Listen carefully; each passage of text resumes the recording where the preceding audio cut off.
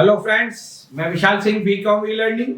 Next chapter आपके लिए statistics में एमसीक्यू जो UG level competitive exam and other professional exam में आपको सपोर्ट करेगी। आप अपने इस चैनल बीकॉम ई लर्निंग को लाइक, सब्सक्राइब एंड शेयर जरूर करें कि जिससे आपका एग्जाम और आपके फ्रेंड सर्किल सबका एग्जाम बेटर हो सके। अब क्वेश्चन देखें आपके लिए। One of the following which इज considered in a statistical investigation। निम्नलिखित में से जिसे सांख्यिकी जांच मानी जाती है।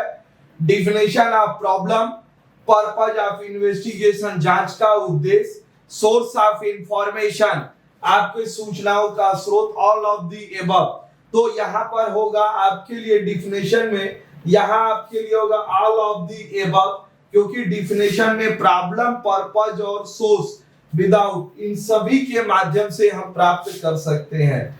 नेक्स्ट क्वेश्चन है the object and scope of statistical investigation are decide. सांख्यिकी जांच का उद्देश्य और दायरा किया जाता है आपके लिए before the completion of data, data के संकलन से पहले, after completion of data, data संकलन के बाद, during completion of data, data संकलन के दौरान, नेवर कभी नहीं।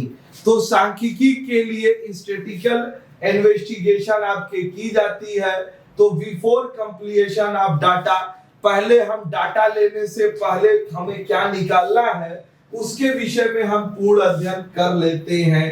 तो यहाँ पर ए आपके लिए करेक्ट होगा, before completion of data. Next question number 3 आपके लिए कहता है कि रुपीस पर किलोग्राम इच, रुपए प्रति किलोग्राम है। तो इसके लिए स्टैटिस्टिक्स के अंतर्गत क्या आंसर होगा? A simple unit, composite unit, unit of analysis and coefficient. तो आपके लिए समग्र इकाइयां, कंपोजिट यूनिट आपके लिए answer number B, composite unit is a correct answer. Next question number 4, unit of analysis interpretation include, इकाई आधा विश्लेषण में शामिल है।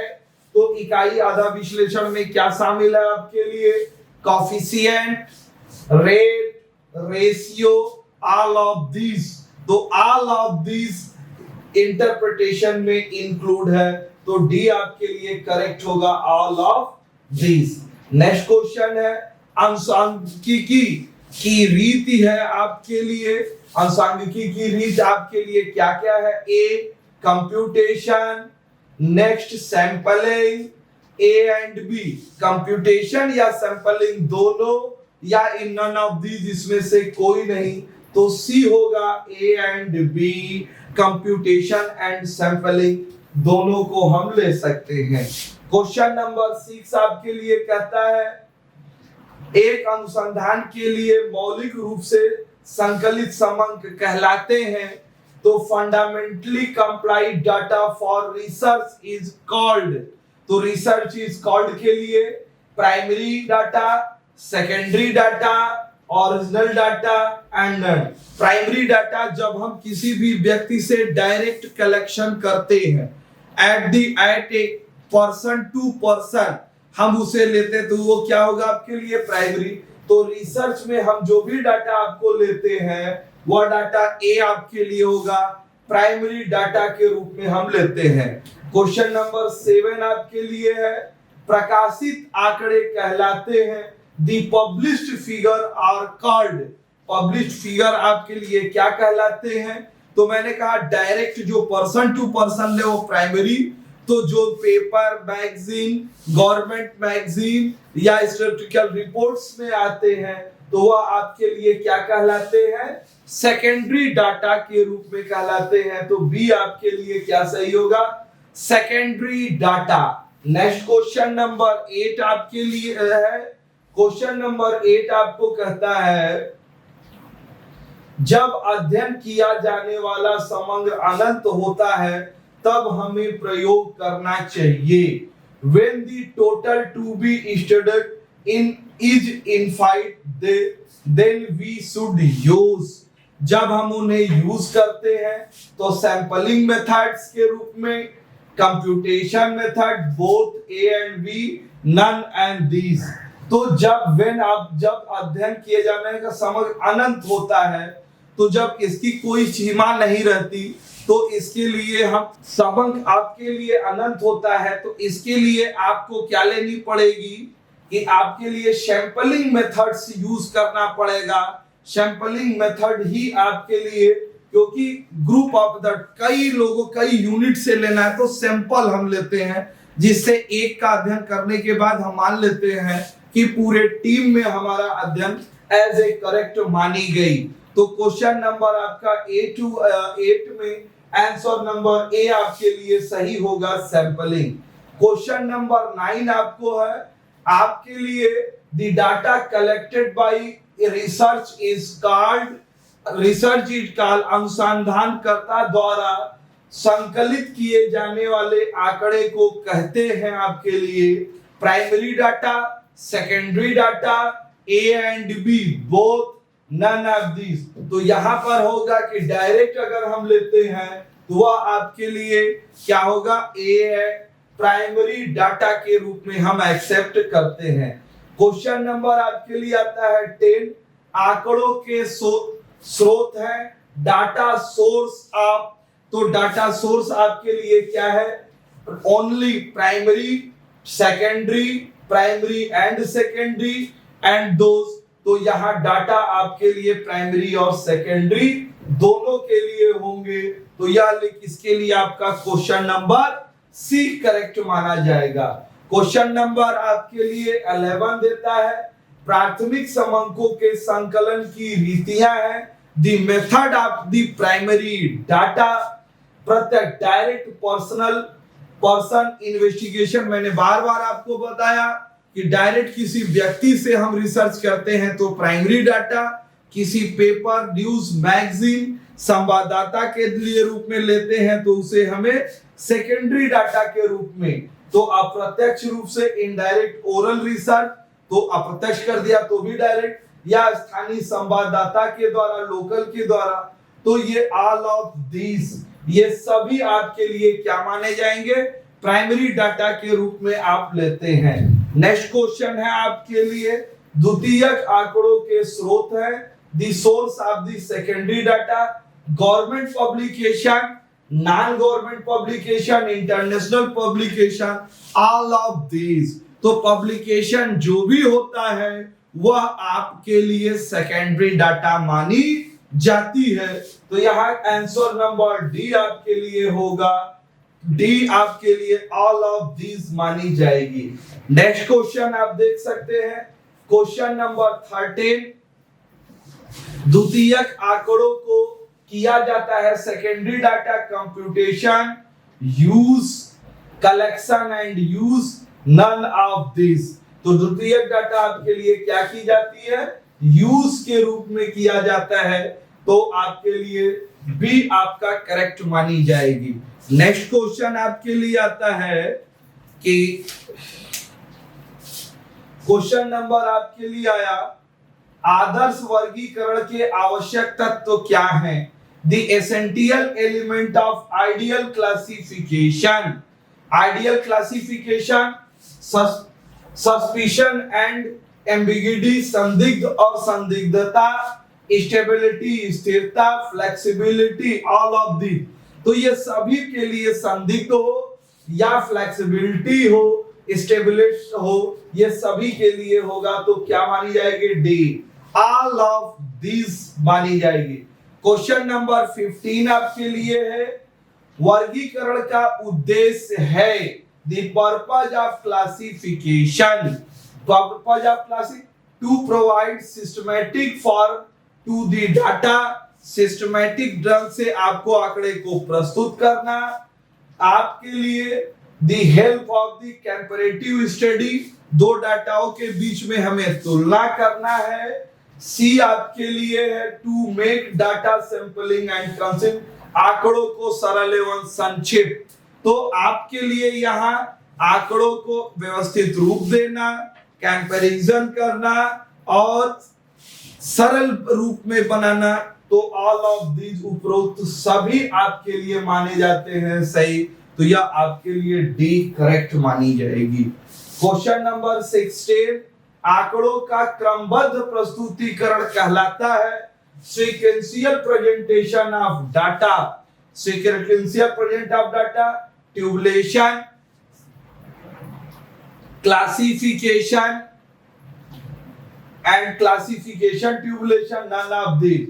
तो आंकड़ों का प्रत्यक्षीकरण साड़ियन आपके लिए ट्यूबुलेशन ए के रूप में हम अध्ययन करेंगे, ए आपका करेक्ट माना जाएगा।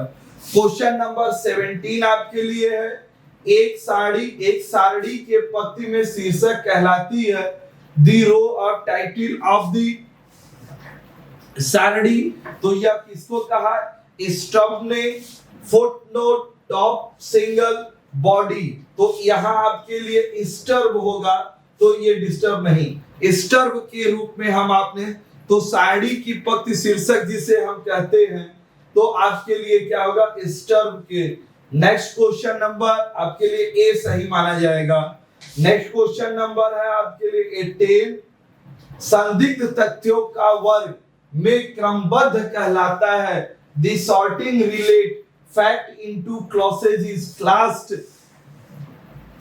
क्लास्ड फैक्ट क्या कहलाता है? Relative fact, classification, picture, line, drawing, classification, tabulation, stall.